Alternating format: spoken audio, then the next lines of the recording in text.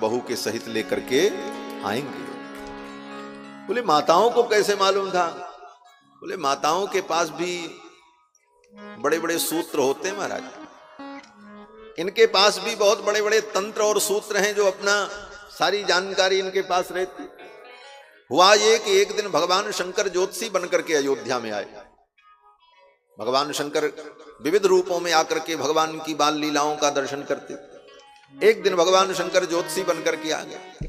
अवध आज आगमी एक आयो, अवध आज आगमी एक आयो, अवध आज आगमी एक आयो। करतल निरखी कहत सब गुण गण, करतल निरखी कहत सब गुण गण।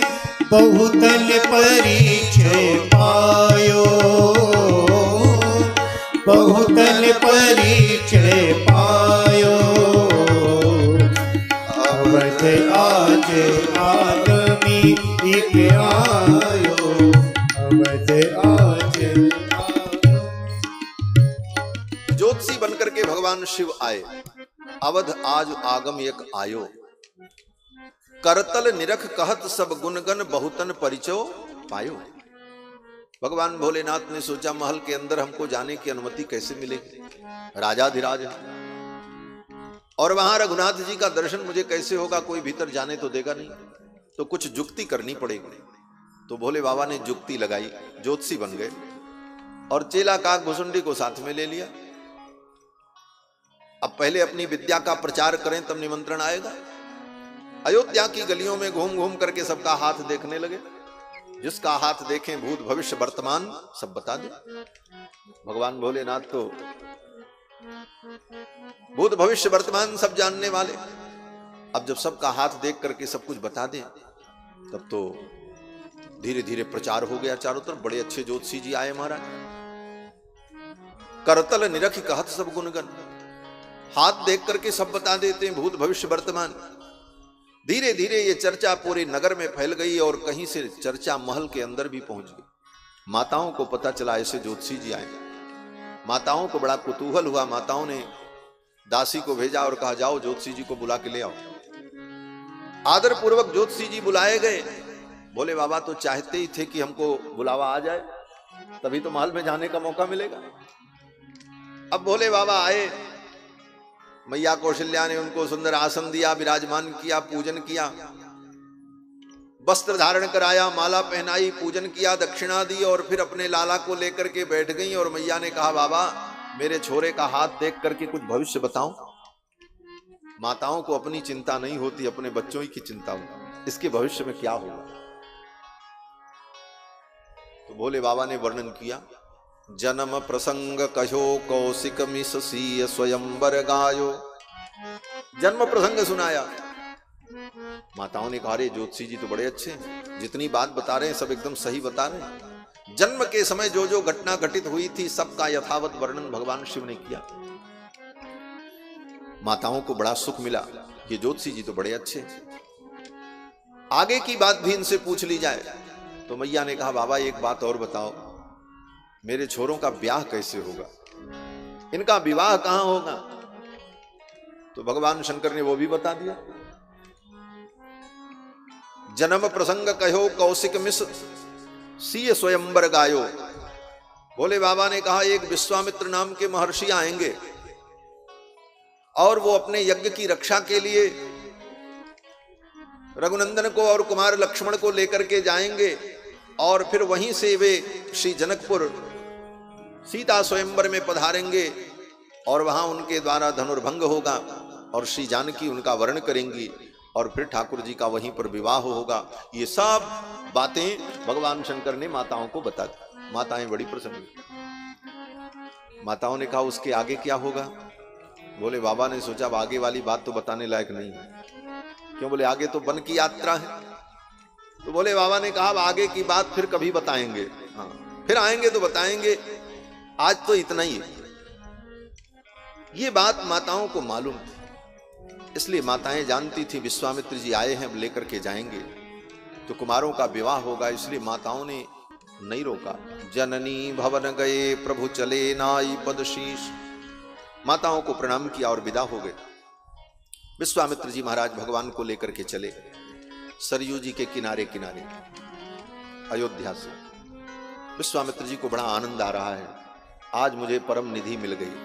श्याम गौर सुंदर दो भाई, श्याम गौर सुंदर दो भाई, विश्वामित्र महानिधि पाई, विश्वामित्र महानिधि पाई। प्रभु ब्रह्मण्य देव में जाना, प्रभु ब्रह्मण्य देव में जाना, मोहिनी पिता तजो भगवाना, मोहिनी पिता तजो भगवाना। श्याम गौर सुंदर दो भाई, श्याम गौर सुंदर दो भाई, श्याम गौर सुंदर दो भाई। भगवान को पाकर के विश्वामित्र जी को लगा मुझे महान निधि मिल गई। वास्तव में भगवान ही महान निधि है, निधि ही नहीं है, निधि के भी निधि है। इसीलिए वेदों ने भगवान की जब प्रार्थना की तो कहा निधि नाम त्वा निधिपतिम हवामहे। वेद के सभी मंत्र मूल रूप से भगवान का ही गुणगान करते। ये बात अलग है कि इसको लोग कहें गणेश जी का मंत्र है गणानां त्वा गणपतिं गुम हवामहे, लेकिन वेद के जितने मंत्र हैं वो भगवान का ही स्तवन करते। कहीं इस मंत्र में गणेश जी का नाम थोड़ी है। गणानां त्वा गणपतिम, तो गणानाम शब्द आ गया इसलिए गणेश जी का मंत्र मान लिया जाता है संकेत की दृष्टि से। जितने मंत्र हैं सब ऐसे। अब शनि देव का मंत्र जो लोग पढ़ते हैं, सन्नो देवी रभिष्टय आपो भवन्तु पीतये संजो रभिस्रवन्तु नः, इसमें शनि का कहीं कोई नाम निशान नहीं है। सन्नो देवी रभिष्टय ये जल की स्तुति का मंत्र है। आपो भवन्तु पीतये संजोर अभिस्रवंतु ना, ये जल हमारा कल्याण करे, इस जल की मैं स्तुति कर रहा हूं। शनि का कहीं नाम नहीं, लेकिन सन शब्द आ गया इसलिए शनि का मंत्र मान लिया जाए। सभी मंत्रों में ऐसे ही है। ब्राह्मण लोग धूप करते हैं जब देवताओं को, तो कहते हैं धूरसि धूर्व धूर्वंतम धूर्वतम जोस्मान धूर्वति तन धूर्वयम वयम धूर्वाम। तो धूर धूर धूर आ गया कई बार, तो मान लिया कि ये धूप का मंत्र है। लेकिन वहां पर धूरसि धूर्व धूर्वंतम जो कहा जाता है सोम याग में, अश्वमेध यज्ञ में, दर्श पूर्णमास याग में बैलगाड़ी के ऊपर हवि को रख करके, धान को रख करके खेत से जब लाया जाता है तो उस बैलगाड़ी के पहिए का जो धुरा होता है उस धुरे के ऊपर पैर रख करके अध्वर्यु उस हवि को उतारता है। उस समय उस धुरे का अभिमंत्रण करने के लिए उस मंत्र का प्रयोग किया जाता है। धूरसि धूर्व धूर्वंतम धूर्वतम जोस्मान धूर्वति तन धूर्वयम वयम धूर्वामः। लेकिन अब धूप का मंत्र मान। इस प्रकार से मूलतः वेद भगवान की स्तुति करने के लिए, वेद के समस्त मंत्र भगवान का ही स्तवन करते। वेदैः सांग पदक क्रमोपनिषदैर् गायन्ति यम सामगाः ध्यानावस्थित तद्गतेन मनसा पश्यन्ति यम योगिनो। समस्त वेद समस्त शास्त्र एकमात्र भगवान की ही महिमा का वर्णन कर। ये तो अज्ञानी प्राणियों को लगता है कि अमुक देवता की महिमा, उनकी महिमा, उनकी महिमा, मूलतः सब भगवान की ही महिमा है। वेदे रामायणे चैव पुराणे भारते तथा आदि मध्य तथा चान्ते हरिः सर्वत्र गीयते। सर्वत्र शास्त्रों में भगवान की ही महिमा का वर्णन है, क्योंकि भगवान से परे कुछ नहीं है। रामान नास्ति परायणम परतरम। श्री विश्वामित्र जी महाराज अनुभव करते हैं आज मुझे महान निधि मिल गई। ठाकुर जी महान निधि, विश्वामित्र महानिधि पाई। मेरे लिए इन्होंने अपने पिता को भी छोड़ दिया। विश्वामित्र जी महाराज यही सब सोचते जा रहे हैं सरजू जी के किनारे किनारे। लगभग अयोध्या से 6 कोस की यात्रा संपन्न की पहले दिन विश्वामित्र जी ने। अध्यर्धयोजनम गत्वा सरज्वा दक्षिणे तटे। सरजू जी के दक्षिण तट पर चल रहे हैं, क्योंकि सरयू जी के दक्षिण तट पर ही अयोध्यापुरी है।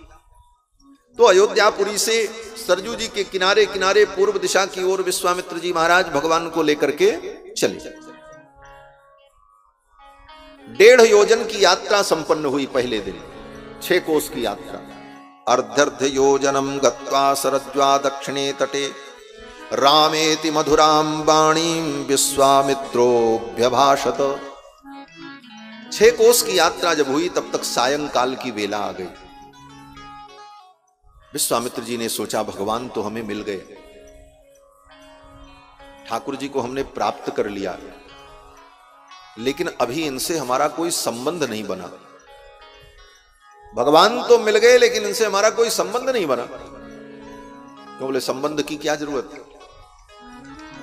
बोले बिना संबंध के प्रेम स्थिर नहीं होता, प्रेम बिखर जाता है। संबंध का मतलब है समान बंध, बंध माने बांध। नदी के दोनों तट पर जब समान बांध होते हैं तभी धारा प्रवाहित होती है। एक तरफ बांध हो दूसरी तरफ मैदान हो तो नदी कहां जाएगी? बह जाएगी। दोनों तरफ बंध, समान बंध जब होंगे तब नदी की धारा प्रवाहित होती है। उसी प्रकार प्रेम की धारा तभी प्रवाहित होती है जब संबंध हो, और संबंध 2 होते हैं, दोनों तरफ रहते हैं, 2 में ही संबंध होता, अकेला तो कोई संबंध ही नहीं। तो भगवत प्रेम तभी पुष्ट होता है जब संबंध हो। इसीलिए हमारे श्री वैष्णवों की परंपरा में जो रसिक परंपरा है, रसिक परंपरा के आचार्यों के यहां जब दीक्षा विधि होती है तो संबंध पत्र दिया जाता है। यहां रसिकों के भाव को जानने वाले लोग बैठे हैं।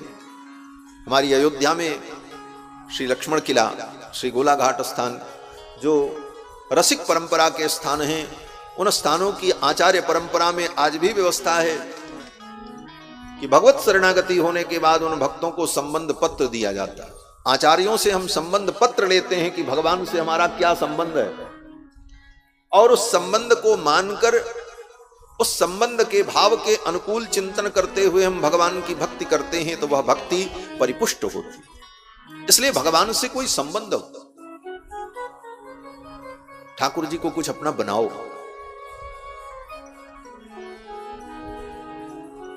और भगवान से संबंध नहीं बना, कोई नाता नहीं जुड़ा, तो फिर तुम्हारा सब कुछ किया कराया बेकार है। हमारे पूज्य आचार्य चरण कहते थे कि अगर तुम भगवान से संबंध नहीं जोड़ सकते, तुम्हारा भगवान से कोई संबंध नहीं बना, तो तुमसे अच्छा तो रावण था जिसने कम से कम भगवान को अपना दुश्मन तो बना लिया। तुम तो उससे भी ज्यादा गए गुजरे। कुछ तो संबंध जोड़ो ठाकुर से। अगर तुम्हारा अभिमान अत्यधिक है कि हम बहुत बड़े हैं, तो ठाकुर कहते हैं चिंता मत करो, तुम अपना अभिमान रखो, आओ तुम ही बड़े बन जाओ, मैं छोटा बन जाऊं, तुम मेरे बाप बन जाओ, मैं तुम्हारा बेटा भी बनने को तैयार। अगर तुम्हारा स्वाभिमान इतना ऊंचा है कि तुम झुकना नहीं चाहते, तो आओ तुम मेरे गुरु बन जाओ, मैं तुम्हारा चेला भी बनने को तैयार। ठाकुर जी कहते कुछ तो हमको बनाओ अपना। और ये संसार का प्राणी दुनिया के लोगों को अपना बनाने में बड़ा माहिर है। रास्ते चलते संबंध जुड़ जाते महाराज।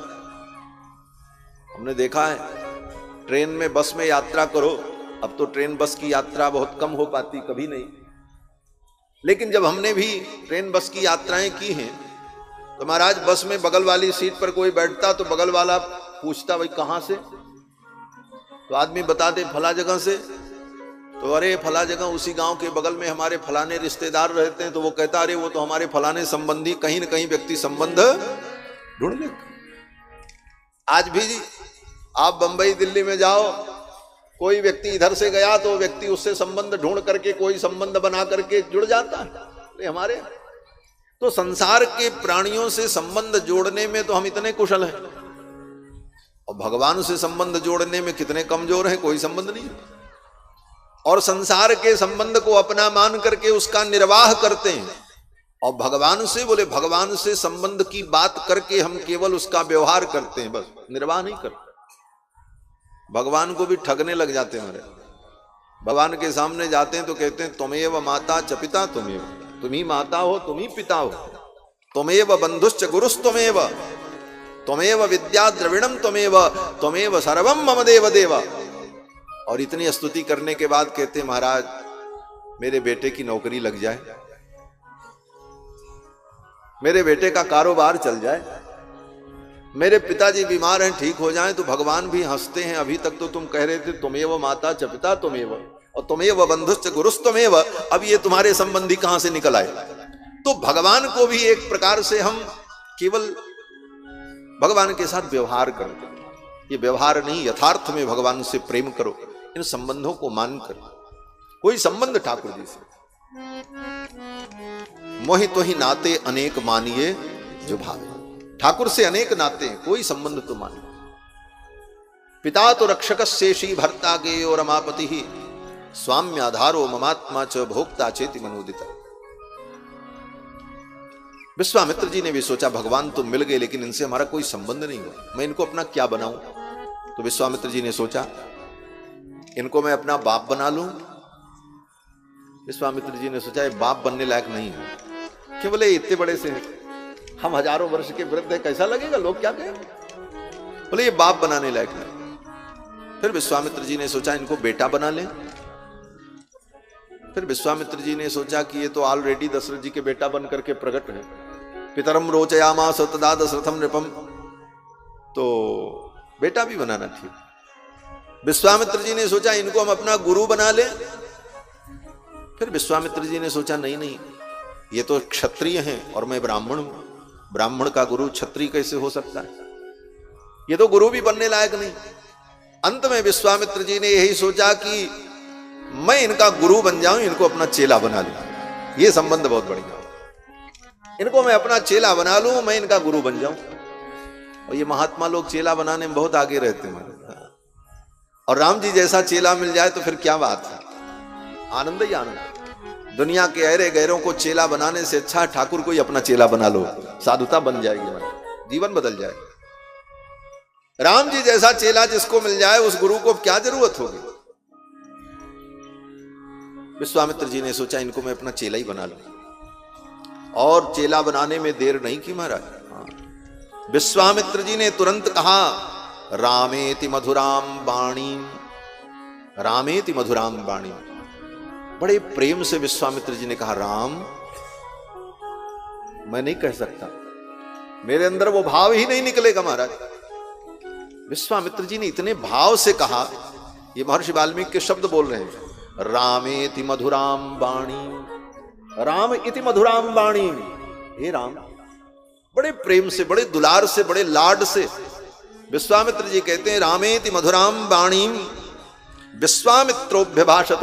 विश्वामित्र जी ने कहा राम एक काम करो। ठाकुर जी ने कहा गुरुदेव आज्ञा।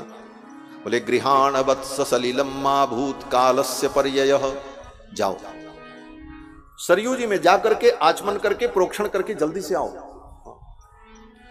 गृहाण वत्स सलिलम, जाओ आचमन करके आओ। माभूत कालस्य पर्ययः, विलंब मत करो, बड़ा सुंदर मुहूर्त है, मैं तुमको मंत्र देना चाहता हूं, मैं तुमको दीक्षित करना चाहता हूं। भगवान श्री रघुनंदन ने गुरुदेव विश्वामित्र की आज्ञा मानी और जाकर के आचमन किया। आचमन करके प्रोक्षण करके आकर के बैठ गए वहीं सरयू जी के तट पर। श्री विश्वामित्र जी बैठे हैं, श्री रघुनंदन कुमार लक्ष्मण, सरयू जी कलकल प्रवाहित हो रही हैं। विश्वामित्र जी ने कहा राम आज मैं तुमको मंत्र देने जा रहा हूं। मंत्र नहीं, मंत्र ग्राम देने जा रहा हूं।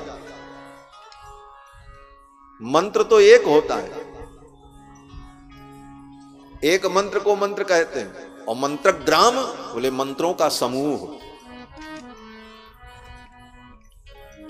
ग्राम किसे कहते हैं? बोले जहां बहुत से लोग रहते हैं उसी को तो गांव कहते हैं ना, ग्राम। विश्वामित्र जी कहते हैं मंत्र ग्रामम गृहाणत्वम। हे राम मैं तुम्हें मंत्रों का समूह देना चाहता हूं। बोले कौन से मंत्रों का समूह? बोले बलाम अति बलाम तथा बला अति बला नाम की जो महाविद्या है वो विद्या मैं तुमको प्रदान करना चाहता हूं। और इस विद्या की विशेषता क्या है? बोले न श्रमो न ज्वरो वाते न ते रूपस्य विपर्ययः। विश्वामित्र जी ने कहा रघुनंदन इस मंत्र को प्राप्त कर लेने के बाद न श्रमो, तुम कितना भी परिश्रम करोगे, रात दिन काम करोगे, लेकिन कभी थकोगे नहीं, तुमको थकावट नहीं होगी। न श्रमो न ज्वरो वाते, और तुम्हें कभी ज्वर नहीं होगा। न ते रूपस्य विपर्ययः, और तुम्हारे इस स्वरूप में कभी कोई परिवर्तन नहीं हो। जो मुखमंडल तुम्हारा आज है ऐसा ही सदा बना रहेगा। ऐसे भी भगवान तो एक रस हैं, भगवान में कोई विकार होता ही नहीं। लेकिन यहां मंत्र का प्रभाव वर्णन करते हुए विश्वामित्र जी कहते हैं नते रूपस्य विपर्ययः न च सुप्तम प्रमत्तम वा धर्षयन्ति नैरिताः। विश्वामित्र जी कहते हैं हे राम, इस मंत्र का वो प्रभाव है कि अगर तुम सोते भी रहोगे और आकर के चारों तरफ से राक्षस तुमको घेर लेंगे, इसके बाद भी राक्षस असुर तुम्हारे शत्रु तुम्हारा कुछ नहीं बिगाड़ पाएगा। न च सुप्तम प्रमत्तम वा धर्षयन्ति नैरिताः। नैरिताः राक्षसाः। अगर तुम सोते भी रहोगे, विश्राम करते रहोगे और शत्रु तुमको घेर लेंगे, फिर भी वे शत्रु तुम्हारा कुछ नहीं बिगाड़ पाएंगे। इस मंत्र का प्रभाव हो। ये विश्वामित्र जी ने ये ऐसा मंत्र, अद्भुत मंत्र देने की योजना क्यों बनाई? बोले दशरथ जी ने पहले ही कहा था मेरे राम जी बालक हैं, जाते ये सो जाते हैं, रात होते इनको नींद आ जाती। तो विश्वामित्र जी ने सोचा कहीं सही में सो गए तो मैं इनको रखाऊंगा कि अपना यज्ञ पूरा करूंगा। तो पहले तो इनकी सुरक्षा की मैं व्यवस्था कर दूं, इनके ऊपर कोई अनिष्ट न हो, इनका अमंगल न हो। इसलिए विश्वामित्र जी ने ऐसा मंत्र प्रदान कर दिया न च सुप्तम प्रमत्तम वा धर्षयन्ति नैरिताः त्रिषु लोकेषु वा राम न भवेत् सदृशस्तव। इस मंत्र के प्रभाव से तीनों लोक में तुम्हारे समान कोई नहीं होगा। ऐसा अद्भुत मंत्र प्रदान किया और ये सब करते करते विलंब हो गया। सूर्यास्त होने का समय आ गया। तो विश्वामित्र जी ने कहा राम, आज हम लोग यहीं रात्रि में सरयू के तट पर निवास करेंगे। सायंकालीन संध्या वंदन किया और संध्या वंदन करने के बाद तीनों सरयू जी के तट पर विश्राम करते। अयोध्या से मात्र 6 कोस की दूरी पर। महर्षि वाल्मीकि कहते हैं इस दृश्य का वर्णन करते हुए कि वहां कोई बिस्तर नहीं है। मखमल के बिस्तर पर शयन करने वाले, राजसी ठाट बाट में रहने वाले राजकुमार श्री रघुनंदन आज कहां सो रहे हैं? और सरजू जी के तट पर तृण की शैया पर, घास की शैया पर। महर्षि वाल्मीकि कहते हैं दशरथ नृपसूनु सत्तमाभ्याम तृण शयनेनुचिते सहोषिताभ्याम। दशरथ नृपसूनु सत्तमाभ्याम, ये दशरथ के पुत्र हैं, चक्रवर्ती सम्राट के पुत्र हैं। और सो कहां रहे? बोले तृण के बिस्तर पर। तृण शयने, महर्षि वाल्मीकि की लेखनी बोल पड़ी अनुचिते, ये तो अनुचित है। ऐसे सुकुमार को, ऐसे राजकुमार को तृण के बिस्तर पर सुलाना। तृण शयनेनुचिते सहोषिताभ्याम। विश्वामित्र जी भी सोचने लगे। विश्वामित्र जी के आंखों में आंसू आ गए कि मेरे लिए इन्होंने अपने पिता को, अपने पिता के राजमहल को, अपने सुख को त्यागा।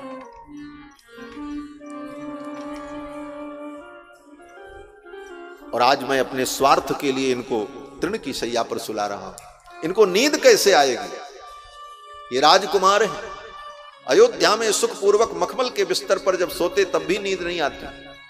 करवट बदलते तो मां कौशल्या, मां केकई, मां सुमित्रा आकर के बगल में बैठकर सिर सहलाती, लाड करती, दुलार करती, लोरियां सुनाती, तब रघुनाथ जी को नींद आती महाराज। लेकिन आज तृण की शैया पर जब ठाकुर सोने के लिए जाते हैं तो विश्वामित्र जी को हृदय में पीड़ा होती। विश्वामित्र जी ने सोचा मैं क्या करूं इनके लिए, यहां तो इनके लिए तकिया भी नहीं है। तो विश्वामित्र जी ने भगवान श्री राम को अपनी दाहिनी गोद में सुलाया और लक्ष्मण को बाईं गोद में सुलाया। अपनी जंघाओं का ही तकिया बना दिया, कहा राम सो जाओ। फिर भी ठाकुर जी को नींद नहीं आ रही। अयोध्या में सुख पूर्वक ऐसे दिव्य पर्यंक पर शयन करने वाले तृण की सैया पर कैसे सोए, नींद ना आवे। विश्वामित्र जी ने सोचा यहां तो कोई लोरी सुनाने वाला भी नहीं, और ठाकुर जी की आदत थी, ऐसे नींद नहीं आती थी। माताएं बैठ करके कहानी सुनाती, कोई इतिहास सुनाती, तो सुनते सुनते हूं करते करते नींद आ जाती। तो माताएं समझ जाती, जब हूं बंद हो जाती, हुकारी बंद हो जाती, तब माताएं समझती अब नींद आ गई। अब यहां भी नींद नहीं आ रही, तो विश्वामित्र जी ने भगवान को बड़ी कहानी सुनाई। महाराज महर्षि वाल्मीकि कहते हैं, कुसिक सुत बचोनुलालिताभ्याम, कुसिक सुत बचोनुलालिताभ्याम, विश्वामित्र ने अपने बचनों से ठाकुर जी का लाड किया। लालिताभ्याम, कहानियां सुनाई, लोरी सुनाई, और तब राम जी को नींद आई। सुखमिव सा विभवौ विभावरी च, सुख पूर्वक वो रात्रि व्यतीत हुई। राम जी सुख पूर्वक सो रहे हैं विश्वामित्र जी की गोद में, लक्ष्मण भी सो रहे हैं। और विश्वामित्र जी बोले, विश्वामित्र जी तो जगते ही रहे, उनको नींद नहीं आई भगवान के गुणों का, इनके स्वभाव का, इनके स्वरूप का, और भगवान की इस करुणा का, दया का चिंतन करते हुए रात व्यतीत कर देते हैं विश्वामित्र। सवेरा हो गया, सूर्योदय होने को आया, अभी राम जी की नींद नहीं खुल रही, खर्राटे ले रहे हैं राम जी, नींद नहीं खुल रही राम जी की। प्रभातायाम तु सर्वर्याम विश्वामित्रो महामुनि, अव्यभासत काकुस्थौ शयानौ पर्ण संस्तरे। सोए हुए हैं राम जी लक्ष्मण दोनों भाई। विश्वामित्र जी उठ करके बैठे, अभी राम जी की नींद नहीं खुल रही, लक्ष्मण जी की नहीं खुल रही, खर्राटे ले रहे हैं। राम जी तो बड़े सवेरे उठने वाले हैं। प्रात काल उठ के रघुनाथा, मात पिता गुरु ना वही मान। लेकिन आज बोले, आज गुरु जी जग गए और चेला सो ही रहे, महाराज राम जी सो रहे हैं। आगे तो पहले उठेंगे, आज के बाद, आज पहली रात्रि है अयोध्या से बाहर भगवान का। अब आगे तो ठाकुर जी सावधान हो जाएंगे। गुरुते पहले जगतपति जागे राम सुजान, सकल सोच कर जाई नहाए नित्य निभाही गुरु ही श्रीनाथ। लेकिन आज अभी सो रहे हैं, नींद तो आज भी खुल जाती, लेकिन विश्वामित्र जी को सुख देने के लिए, आनंद देने के लिए, अपनी बाल लीला का आनंद प्रदान करने के लिए भगवान अभी सो रहे हैं। और दूसरा कारण, ठाकुर जी ने सोचा अगर हम सवेरे सवेरे उठ जाएंगे तो विश्वामित्र जी कहेंगे कि दशरथ जी झूठ बोलते थे। क्या झूठ बोलते थे? बोले दशरथ जी ने कहा था कि मेरे राम सूर्यास्त होते ही सो जाते हैं, और जब सूर्योदय होता तब नींद खुलती है। बालक है। 69 वर्षों में रामो राजीव लोचन, कल की व्याख्या में। तो राम जी ने सोचा कहीं विश्वामित्र जी ये न समझ लें कि दशरथ जी झूठ बोल रहे थे, तो मेरे पिता की वाणी कहीं असत्य न हो जाए, इसलिए चलो आज देर तक सो लेते। ठाकुर जी सोते रहे। जब सवेरा हो गया, सूर्योदय हो गया, तब तक नींद नहीं खुली। तब विश्वामित्र जी ने सोचा अब मुझे ही जगाना पड़ेगा, क्योंकि इनकी आदत होगी, माताएं इनको जगाती होंगी तब ये उठते होंगे, कोई जगाता होगा तब उठते होंगे, और यहां कोई इनको जगाने वाला नहीं है, इसलिए इनकी नींद नहीं खुल रही है। तो मां कौशल्या की भूमिका में मुझे ही इन्हें जगाना पड़ेगा। जैसे मां कौशल्या बड़े लाड से, दुलार से ठाकुर जी को जगाती, बेटा उठ जाओ। फिर भी राम जी का उठने का मन नहीं करता, अंगड़ाइयां लेते, फिर मां की गोद में गिर जाते। मां कहती बेटा देर हो रही, उठ जाओ। अनेक प्रकार से लाड दुलार के बाद तब उठ करके नित्य क्रिया के लिए जाते। ऐसा राजसी ठाट बाट ठाकुर जी। तो विश्वामित्र जी ने सोचा आज मुझे मां कौशल्या की भूमिका में आकर के रघुनाथ जी को जगाना ही पड़ेगा। मां कौशल्या का स्मरण किया, और मां कौशल्या का स्मरण करते हुए विश्वामित्र जी कहते हैं कि कौशल्या सुप्रजा राम पूर्वा संध्या प्रवर्तते, उत्तिष्ठ नरसार्दूल कर्तव्यम दैवमान्निकम। हे कौशल्या के पुत्र, कौशल्या सुप्रजा राम, हे राम तुम्हारे जैसे पुत्र को पाकर के कौशल्या पुत्रवती हो गई, सुप्रजा हो गई, सुंदर पुत्र वाली हो गई। ऐसी कौशल्या के पुत्र हे राम। पूर्वा संध्या प्रवर्तते, प्रातः काल के संध्या की वेला हो गई, उठो। उत्तिष्ठ नरसार्दूल, हे नरसिंह, हे नरसार्दूल उठो। कर्तव्यम दैवमान्निकम, और अपने दैनिक कृत्य देवताओं का पूजन संध्या वंदनादि जो कर्म है उन कर्मों को संपन्न करो। ऐसा कह करके विश्वामित्र जी ने भगवान को जगाया है। भगवान उठ करके बैठे विश्वामित्र जी के इन वचनों को सुनकर। इसीलिए आज भी श्रीमद् वाल्मीकि रामायण के इसी श्लोक से भगवान को सवेरे जगाया जाता है। कहीं भी, चाहे राम जी का मंदिर हो, चाहे कृष्ण भगवान का मंदिर हो, चाहे नरसिंह भगवान का मंदिर हो, भगवान के किसी भी अवतार का किसी भी रूप का मंदिर हो, वहां जिस रूप में ठाकुर जी विराजमान हो, लेकिन प्रातः काल जब अर्चक पुजारी मंदिर में प्रवेश करते हैं तो भगवान को जगाने के लिए इसी मंत्र को बोलते हैं। कौशल्या सुप्रजा राम पूर्वा संध्या प्रवर्तते, उत्तिष्ठ नरसार्दूल कर्तव्यम दैवमान्निकम, उत्तिष्ठोत्तिष्ठ गोविंद उत्तिष्ठ करुणध्वज उत्तिष्ठ कमलाकांत त्रैलोक्यम मंगलम। आज भी इसी मंत्र से भगवान को जगाया जाए, क्योंकि विश्वामित्र जी ने बड़े प्रेम से ठाकुर का उत्थापन किया, जगाया। ठाकुर जी उठे और उठ करके संध्या वंदन किया, और संध्या वंदन करके नित्य नियम से निवृत्त होकर के तीनों वहां से चल पड़े। अब सरयू जी के किनारे होते होते उस स्थान पर पहुंचे जहां सरयू जी का गंगा जी में संगम होता है। सरयू गंगा संगम स्थल पर पहुंचते हैं तो वहां सरयू जी का जल गंगा जी में मिल रहा था। सरयू की प्रचंड धारा गंगा की धारा में जब मिल रही थी तो दोनों जल के मिलने पर जो ध्वनि उत्पन्न हो रही थी, नाद उत्पन्न हो रहा था, उस नाद को सुनकर के राम जी ने विश्वामित्र जी से कहा, गुरुदेव ये आवाज कैसी आ रही? जल के प्रवाह में जब नाद उठता है उसी जल प्रवाह को नदी कहते हैं। नदी का नाम नदी इसीलिए है, नदति इति नदी। जिस जल में झरझर झरझर हर हर हर हर की आवाज उत्पन्न हो उसी को नदी कहते हैं। नदति इति नदी, जिसमें नाद उत्पन्न हो उसी को नदी कहते हैं। और यहां दो दो नदियों का संगम हो रहा था, गंगा और सरयू का मिलन हो रहा था। दोनों के मिलने पर जो शब्द उत्पन्न हो रहा था, वारिणो भिद्यमानस्य, जल के भेदन होने पर जो ध्वनि उत्पन्न हो रही थी, किमयम तुमलो ध्वनि। राम जी कहते हैं, गुरुदेव ये कैसी ध्वनि उत्पन्न हो?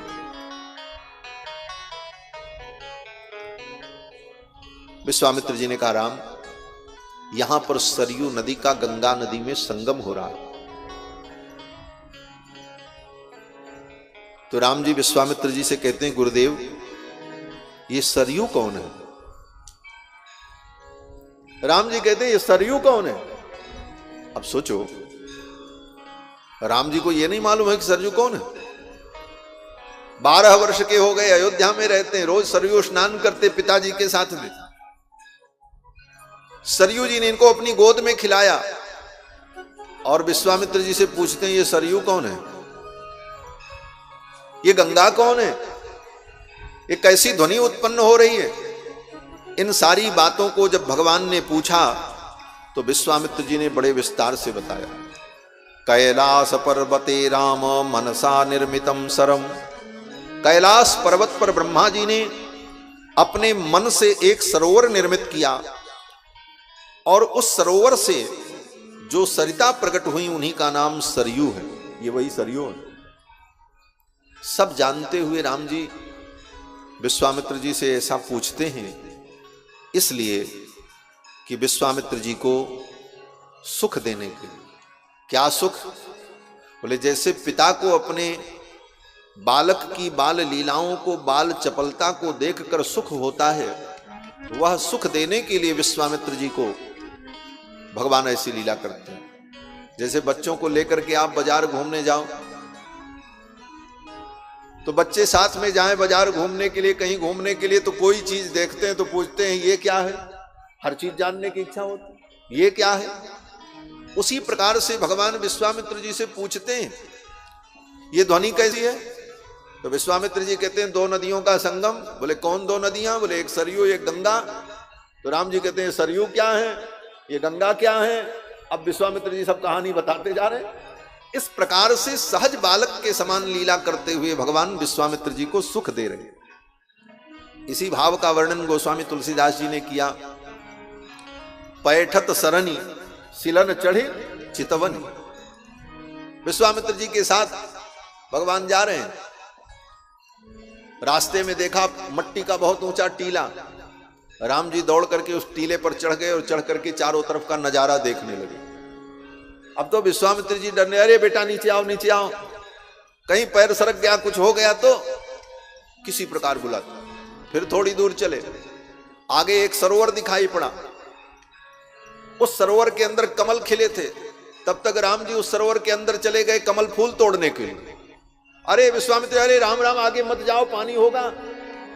इस प्रकार बाल लीला करते हुए, जैसे बालकों के अंदर चंचलता होती है, ऐसी चंचलता का निदर्शन करते हुए विश्वामित्र जी को परम आनंद दे रहे हैं भगवान। सादर सभय सप्रेम पुलक मुनि पुनि पुनि लेत बुलाई। बार बार विश्वामित्र जी बुलाते, राम इधर आओ, उधर मत जाओ, इधर आओ इधर आओ। इस प्रकार परम आनंद का अनुभव कराते हुए भगवान विश्वामित्र जी के साथ जा रहे हैं। आगे जब पहुंचे तो ये बक्सर का क्षेत्र आ गया। बक्सर का क्षेत्र जब आया तो यहां की भौगोलिक स्थिति को देखकर भगवान श्री राम ने विश्वामित्र जी से कहा, गुरुदेव यहां की भौगोलिक स्थिति को देख करके लग रहा है कि यहां कभी कोई सुंदर नगर हुआ करता। तो विश्वामित्र जी ने कहा, हाँ राम, ये मलद और करूष नाम के 2 बड़े स्फीत नगर थे और यहां की प्रजा बड़े आनंद से रहती थी। लेकिन यहां ताड़का नाम की एक यक्षिणी आ गई और उसके पुत्र मारीच और सुबाहु, इन सब ने मिल करके यहां के लोगों को मार डाला। यहां के लोगों को ताड़का खा गई। ये सारा नगर समाप्त हो गया, जंगल हो गया, ताटका वन हो गया। और वो ताड़का नाम की यक्षिणी इसी वन में रहती है। सेयम पंथान मावृत्य बसत्यत्यर्ध योजने, इसी रास्ते में वो रहती है। 6 कोस के अंदर उसकी सीमा है, इतने के बीच में ही वो रहती है। सेयम पंथान मावृत्य बसत्यत्यर्ध योजने। लेकिन हे राम, सावधान हो जाओ, अपने धनुष को ज्यासज्ज कर लो, वो ताड़का कहीं से और कभी भी आ सकती। भगवान श्री राम ने, कुमार लक्ष्मण ने तुरंत अपने धनुष की डोरी को चढ़ाया, धनुष को ज्यासज्ज कर लिया और हाथ में बाण ले लिया और बड़े ही सावधानी से विश्वामित्र जी के साथ चलने लगे। विश्वामित्र जी कहते हैं, राम अगर वो ताड़का राक्षसी आ जाए तो उसको मार देना, छोड़ना मत, मार देना। ठाकुर जी ने कहा, गुरुदेव ने पहली आज्ञा दी है, आज्ञा का पालन होगा। ऐसे भी राम जी आज्ञा पालन करने वाले, आज्ञाकारी। विश्वामित्र जी ने कहा, ताड़का को छोड़ना मत, मार देना। थोड़ी दूर आगे गए, फिर विश्वामित्र जी ने सोचा कहीं ये मर्यादा पुरुषोत्तम है और कहीं ये मर्यादा के चक्कर में पड़ गए तो क्या होगा। बोले क्या मर्यादा? बोले कहीं इन्होंने ये सोच लिया कि ताड़का तो स्त्री है और स्त्री के ऊपर मैं शस्त्र उठाऊं, ये मर्यादा नहीं है, तब तो ताड़का हम सबको मार डालेगी। तो विश्वामित्र जी ने फिर कहा, राम नहीं ते स्त्री वध कृते घृणा कार्या नरोत्तम। हे राम, स्त्री समझ करके उसके ऊपर घृणा मत करना। घृणा माने दया। घृणा का जो आज अर्थ होता है, लोग कहते हैं महाराज हमको इनसे घृणा हो गई, वो जुगुप्सा के अर्थ में है। घृणा का मतलब दया होता है। घृणा माने दया, और जिसके अंदर घृणा न हो उसको कहते हैं नैर्घण्य पुरुष, निर्दयी पुरुष। भगवान कहते हैं नहिते स्त्री वध कृते, विश्वामित्र जी कहते हैं नहिते स्त्री वध कृते घृणा कार्या नरोत्तम। हे नरोत्तम, स्त्री समझ करके उसके ऊपर दया मत करना, और ये मत सोचना कि वो स्त्री है इसलिए उसको मारना ठीक नहीं। राम जी ने कहा गुरुदेव ताड़का आ जाएगी, हम मार देंगे। फिर आगे चले। थोड़ी दूर जाने पर विश्वामित्र जी ने सोचा कहीं इन्होंने नहीं मारा तब क्या होगा। फिर विश्वामित्र जी ने कहा राम, अगर तुम्हारे मन में कहीं ये भाव हो कि स्त्री का वध करना ठीक नहीं है, तो अनिंद्रम लोकमिच्छन्ति काव्य माता निषूदिता, शुक्राचार्य की जो मां थी काव्य माता, भृगु की पत्नी, अनिंद्रम लोकमिच्छन्ति काव्य माता निषूदिता विष्णुना च पुरा राम भृगु पत्नी पतिव्रता। महर्षि भृगु की पत्नी शुक्राचार्य की मां काव्य माता, उनको भगवान विष्णु ने मारा था। क्यों? बोले एक बार शुक्राचार्य जी कहीं तपस्या करने चले गए, देवताओं ने राक्षसों के ऊपर, दैत्यों के ऊपर आक्रमण कर दिया। दैत्यों ने देखा गुरुजी तो तपस्या करने गए हैं, अब हमारी रक्षा कौन करेगा। भागते भागते सभी दैत्य असुर गुरुजी के घर पहुंचे तो गुरुजी तो तपस्या में गए थे, गुरुजी की माता जी घर में थी, भृगु जी की पत्नी। जाकर के दैत्यों ने कहा ऐसी ऐसी विपत्ति आ गई है और गुरुदेव तपस्या करने गए, हम क्या करें। तो उन असुरों के ऊपर दया करते हुए भृगु जी की पत्नी जो थी, उन्होंने कहा कोई बात नहीं, हम देख लेते हैं देवताओं, सारे देवताओं को मैं भस्म कर दूंगी, नष्ट कर दूंगी। दया के परवश होकर उन राक्षसों पर कृपा करते हुए ऐसा संकल्प उन्होंने कर लिया। अब महाराज अनिंद्रम लोकमिच्छन्ति काव्य माता, तब अंत में भगवान विष्णु ने आकर के उनका वध कर दिया, भृगु पत्नी का वध किया। इस कथा को सुना करके विश्वामित्र जी मानो कहना चाहते हैं, हे रघुनंदन, आप भगवान नारायण के विष्णु के अवतार हैं और ये काम आप पहले भी कर चुके हैं स्त्री वध, इसलिए आज आपके लिए कोई नया काम नहीं होगा। लोकहित के लिए अगर स्त्री का वध ही करना पड़े तो वह वध भी दोष युक्त नहीं होता। अगर कोई स्त्री संसार के लिए काल बन जाए तो ऐसी स्त्री को मार देने में भी कोई अपराध नहीं।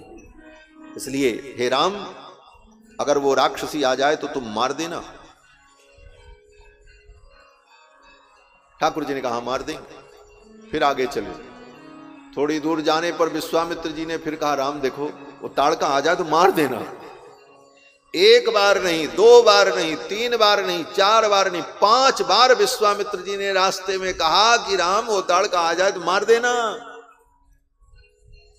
ठाकुर जी ने सोचा अब गुरु जी को बड़ी चिंता है, जब तक ये ताड़का मरेगी नहीं तब तक गुरु जी की चिंता दूर नहीं होगी। और मैं ताड़का को कैसे मारूं, ताड़का आ जाए तब न मारूं, वो अभी तक आई नहीं, आ जाए तो हम मारी दें। राम जी तो तैयार बैठे मारने के लिए, और जब तक वो मरेगी नहीं तब तक विश्वामित्र जी की चिंता दूर नहीं होगी। तो भगवान ने सोचा अब ताड़का के आने की प्रतीक्षा करना ठीक नहीं है, क्यों पता नहीं कब आएगी, और जब तक वो आएगी नहीं और उसका वध होगा नहीं तब तक गुरुदेव की चिंता समाप्त होगी नहीं। इसलिए अब ताड़का की प्रतीक्षा करने के बजाय ताड़का को बुला ही लेना चाहिए। और भगवान श्री राम ने कहा गुरुदेव अगर ऐसी बात है तो आप चिंता न करें, मैं ताड़का का वध कर दूंगा।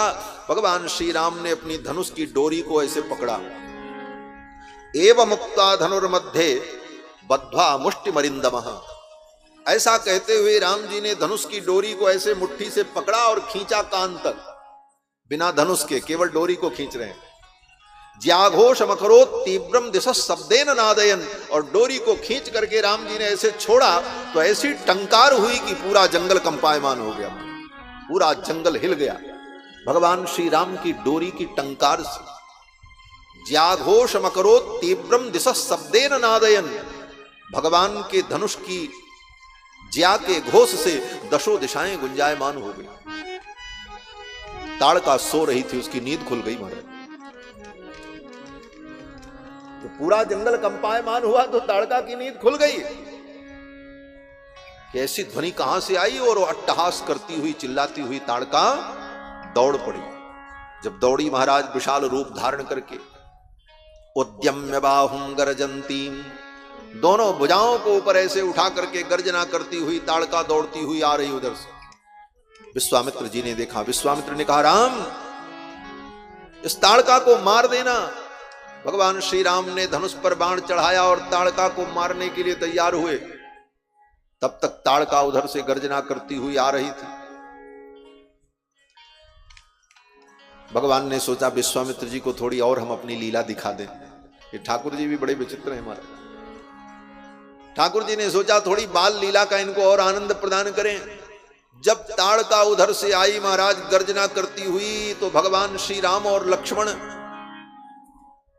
ताड़का को मारने के बजाय डरने का अभिनय करने लगे, डरने का अभिनय करने लगे। और वो इतनी विशाल काया थी महाराज, ताड़का को देख करके विश्वामित्र जी को भी लगा कि ये छोटे छोटे बालक हैं और ये ताड़का इतनी बड़ी राक्षसी, कहीं इनको कुछ हो न जाए इन बालकों को। इसलिए विश्वामित्र जी ने तुरंत भगवान श्री राम को और कुमार लक्ष्मण को पकड़ करके अपनी पीठ के पीछे छिपा लिया। जैसे सामने से कोई विपत्ति आ जाए तो माता पिता अपने बच्चे को पीछे करके स्वयं आगे आ जाते हैं, उसी प्रकार विश्वामित्र जी सामने आ गए। विश्वामित्रस्तु ब्रह्मर्षिर हुंकारेणाभिभर्त्सताम, ऐसे मुट्ठी उठा करके हुंकार किया, तिष्ठ तिष्ठ, ऐसा कहते ही ताड़का वहीं रुक गई। जब ताड़का रुक गई, एक कदम आगे नहीं बढ़ पाई, तब विश्वामित्र जी ने राम जी को और लक्ष्मण को दोनों को सामने ला करके हृदय से लगाया। ताड़का खड़ी है, स्तंभित हो गई, वो आगे नहीं बढ़ सकती विश्वामित्र जी के हुंकार मात्र से। वशिष्ठ जी ने पहले ही कहा था, तेषां निग्रहणे सक्तः स्वयं च कुशिकात्मज तव पुत्र हितार्थाय त्वामुपेत्याभियाचते। उन राक्षसों का संहार करने में तो विश्वामित्र स्वयं समर्थ हैं, ये तो आपके पुत्रों का कल्याण करने के लिए आए। ताड़का को अपने हुंकार के द्वारा ही स्तंभित कर दिया विश्वामित्र जी ने, और भगवान श्री राम और कुमार लक्ष्मण को सामने लाकर हृदय से लगाया, और हृदय से लगा करके दोनों के मस्तक पर हाथ रखकर आशीर्वाद दिया। स्वस्ति राघवयोरस्तु, हे राघव तुम्हारा मंगल हो। जयम चैवाभ्यभाषत, हे राम तुम्हारी जय हो। स्वस्ति राघवयोरस्तु जयम चैवाभ्यभाषत, तुम्हारी जय हो। इस प्रकार विश्वामित्र जी ने भगवान श्री राम को, कुमार लक्ष्मण को आशीर्वाद दिया। जब आशीर्वाद दे दिया, स्वस्ति राघवयोरस्तु जयम चैवाभ्यभाषत, तब भगवान ने कहा अब ताड़का को मार देंगे। क्यों? बोले अब गुरु जी का आशीर्वाद मिल गया। क्यों? बोले गुरु जी के आशीर्वाद से सब संभव है।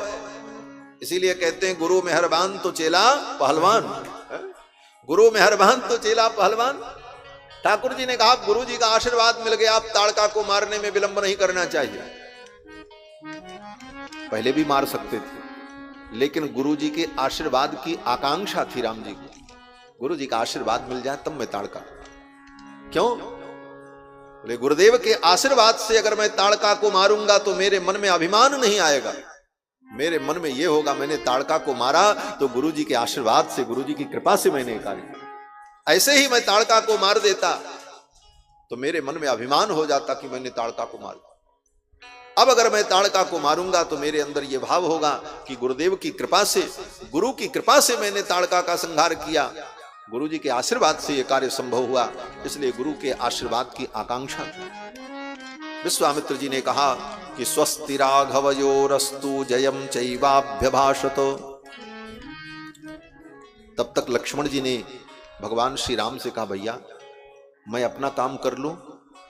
राम जी ने कहा लक्ष्मण तुम अपना काम कर लो। तो लक्ष्मण जी ने अपना काम कर लिया।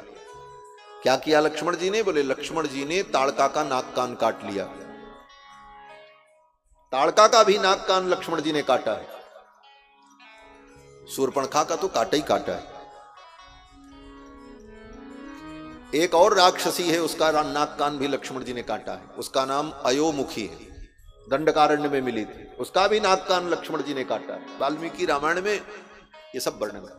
ताड़का आई तो लक्ष्मण जी महाराज ने विनिवृत्ताम करोम्यद्य हृतकर्णाग्रनासिकाम, लक्ष्मण जी ने कहा पहले मैं इसका नाक कान काट लेता हूं। राम जी ने कहा काट लो। लक्ष्मण जी ने अपनी लाघों के द्वारा, अपनी तलवार के द्वारा, अपने शस्त्र के द्वारा ताड़का का नाक कान काट लिया। जब ताड़का की नाक कट गई, उसका कान कट गया, तो महाराज खून की धारा जब बहने लगी, अब तो और जोर से गर्जना करती हुई रजो मेघेन महता मुहूर्तम साव्यमोहयत, ऐसी माया किया ताड़का ने कि पूरी दिशाएं, दसों दिशाएं अंधकारमय हो गईं, कहीं कुछ दिखाई नहीं पड़ रहा। भगवान श्री रघुनंदन ने अपने धनुष पर बाण चढ़ाया और ताड़का की सारी माया को समाप्त कर दिया, और फिर एक ही बाण में भगवान ने ताड़का का काम तमाम कर दिया। एक ही बाण प्राण हर लीला, तीन जानते निज पद दीना। एक ही बाण प्राण हर लीला, तीन जानते निज पद दीना। तीन जानते निज पद दीना, तीन जानते निज पद दीना। एक ही बाण में भगवान ने ताड़का राक्षसी का अंत कर दिया। ये एक बाण से ही मारा क्यों?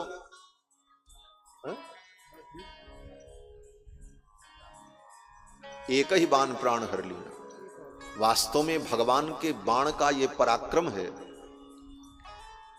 कि किसी को मारने के लिए एक ही बाण भगवान का पर्याप्त होता है, दो बाण की जरूरत ही नहीं पड़ती। भगवान कहते हैं श्री हनुमान जी महाराज हनुमान नाटकम में,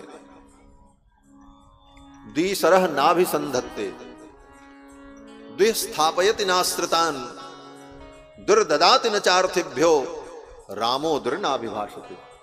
ये राम जी का वैशिष्ट्य है, ये राम जी की विशेषता है, ये बहुत बड़ी विशेषता है। द्विसरह नाभिसंधत्ते, किसी को मारना हो तो राम जी दो बाण का प्रयोग नहीं करते, एक ही बाण पर्याप्त हो, चाहे कितना बड़ा भी वीर क्यों ना हो। क्यों बोले? भगवान का एक ही बाण पर्याप्त है, क्योंकि भगवान का बाण अमोघ है, वो व्यर्थ नहीं हो सकता। इसलिए दो बाण चलाने की भगवान को जरूरत नहीं पड़ती। आप कहोगे फिर रावण को मारने के लिए 31 बाण क्यों प्रयोग किया? 10 बाण से सिर काटा, 20 बाण से भुजा काटी, एक बाण नाभि में गया, 31 बाण का प्रयोग किया। ले भगवान की लीला है, रावण को मारने के लिए तो एक ही बाण पर्याप्त है। और अगर सिद्धांत की दृष्टि से देखें तो राम जी ने तो एक ही बाण का प्रयोग किया था, भगवान के संकल्प के अनुसार कार्य करने के लिए वही एक बाण 31 बाण बन गया। किस प्रकार से? कहते हैं भगवान श्री राम जब किसी शत्रु का वध करना चाहते हैं तो अपने तूणीर से जब बाण निकालते हैं तो बाण तो एक ही होता है। तूणे चैक शरह, तूणीर में तो एक ही होता है, लेकिन अगर वो संकल्प कर ले कि ये 10 हो जाए तो हाथ में आते ही 10 हो जाता। तूणे चैक सरह करे तो 10धा, संधान काले सतम। और जब बाण धनुष पर चढ़ा लें बाण को और सोचें कि इसके द्वारा 100 लोगों का विनाश हो तो वही एक बाण 100 हो जाता है। संधान काले सतम, संधान काल में 100, और जब खींच लें तो 1000, छोड़ दें तो 1,00,000, और अपने गंतव्य तक पहुंचते पहुंचते अनंत अनंत होकर के अनंत शत्रुओं का संहार करने में समर्थ होता है। ये भगवान के बाण का पराक्रम है। एतद् बाण पराक्रमस्य महिमा सतपात्र दाने यथा। कहते हैं कि भगवान श्री राम के बाण का जो पराक्रम है कि तूणीर से निकलता है तो एक हाथ में आकर के 10, धनुष पर 100, खींचते पे 1000, छोड़ने पर 1,00,000, पहुंचने पर करोड़ों की संख्या में। उसी प्रकार व्यक्ति जब दान करता है, सतपात्र दानम यथा, किसी सतपात्र को जब आप दान करते हैं तो दान देते समय आप 1 रुपए देते हैं, जेब से निकालते हैं तो 1 रुपए, आपके हाथ में आते आते वो 10 हो गया, और जब आप किसी को देते हैं तो वो 100 हो जाता है, और वो जब अपना पुण्य देता है तो हजारों के बराबर हो। इसीलिए कहा सतपात्र को दान देना चाहिए। देशे काले च पात्रे च, देश काल पात्र को देख करके जो दान किया जाता है वही उत्तम दान और पवित्र दान। तो भगवान का बाण ऐसा अद्भुत, भगवान किसी को मारना चाहे तो एक ही बाण पर्याप्त है, दोबारा बाण के प्रयोग की जरूरत नहीं पड़ती। द्विस्थापयति नाश्रितान, अपने आश्रितों को भगवान 2 बार नहीं बसाते।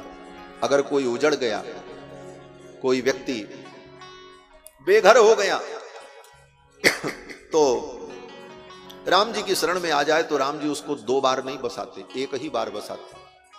बोलो श्री सीतारामचंद्र भगवान की जय, श्री हनुमान जी महाराज की जय। जय जय सीताराम। रघुनंदन राघव राम हरे सिया, राम हरे सिया, राम हरे। रघुनंदन राघव राम हरे सिया, राम हरे सिया, राम हरे। रघुनंदन राघव राम हरे सिया, राम हरे सिया, राम हरे। रघुनंदन राघव राम हरे सिया, राम हरे सिया, राम हरे। रघुनंदन राघव राम हरे सिया, राम हरे सिया, राम हरे। रघुनंदन राघव राम हरे सिया, राम हरे सिया, राम हरे। रघुनंदन राघव राम हरे सिया, राम हरे सिया, राम हरे। रघुनंदन राघव राम हरे सिया, राम हरे सिया, राम हरे सिया, राम हरे सिया, राम हरे सिया, राम हरे सिया, राम हरे। श्री सीतारामचंद्र भगवान की जय, श्री हनुमान जी महाराज की जय। जय जय सीताराम। बड़े ही आनंद का क्षण परम श्रद्धेय अनंत श्री विभूषित श्री मलूक पीठाधीश्वर पूज्य महाराज श्री कृपा करुणा करके पधारे। आपका स्नेह, हम लोगों ने बचपन में खूब साथ वृंदावन की गलियों में भ्रमण किया है और आज मामा जी के इस महोत्सव में, विवाह महोत्सव में, इस आनंद में हम सभी लोग सहभाग कर रहे हैं।